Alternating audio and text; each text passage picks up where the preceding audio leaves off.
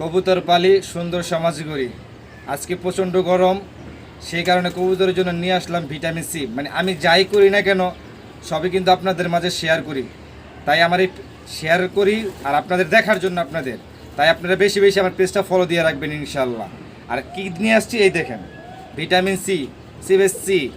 এই যে ওষুধটা দেখেন, এখানে আছে আমার 2.5 লিটার পানি। এই 2.5 লিটার পানির ভিতরে আমি একটা পয়সা, এই একটা কয়েন দিয়ে দিব। এই একটা কয়েন দিয়ে দিব, আপনারা দেখেন কিভাবে দেই।